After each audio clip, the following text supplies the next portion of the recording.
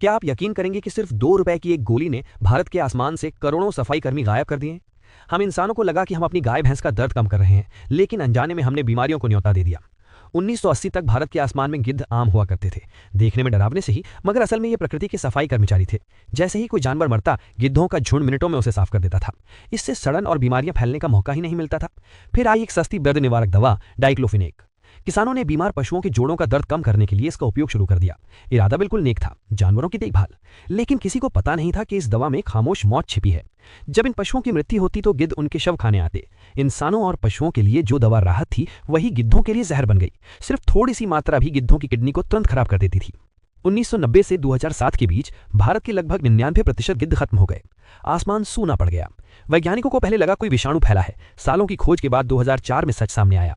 असली कातिल कोई रोग नहीं बल्कि वही दर्द निवारक डाइक्लोफिनेक थी। इसके बाद 2006 में सरकार ने पशुओं पर इसके उपयोग पर प्रतिबंध लगा दिया, लेकिन तब तक बहुत देर हो चुकी थी। जो संख्या लगभग 4 करोड़ थी, वो हजारों में सिमट गई। और फिर प्रकृति ने अपना संतुलन बदल दिया।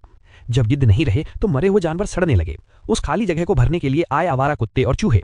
गिद्धों के पेट का तेज अम्ल खतरनाक जीवाणुओं को खत्म कर देता था, लेकिन कुत्तों और चूहों के साथ ऐसा नहीं हुआ। उन्हें अचानक असीमित भोजन मिल गया और उनकी आबादी विस्फोट की तरह बढ़ गई। कुत्तों की संख्या 70 लाख से बढ़कर लगभग 3 करोड़ तक पहुंच गई। असली डर इसके बाद शुरू हुआ। रेबीज के मामले तेजी से बढ़े। एक अध्ययन के अनुसार गिद्धों के खत्म होने से बढ़े कुत्तों के काटने के कारण लगभग 48,000 अतिरिक्त इंसानी मौतें हुईं। पारसी समुदाय के लिए तो यह धार्मिक संकट बन गया। वे अपने मृतकों को टावर ऑफ साइलेंस में गिद्धों के लिए छोड़ते थे, लेकिन अब शवों का प्राकृतिक तरीके से विलय ही नहीं हो पा रहा था। सिर्फ 2 रुपए की दवा ने करोड़ों गिद्ध मान दिए और बदले में हमें दी बीमारियां।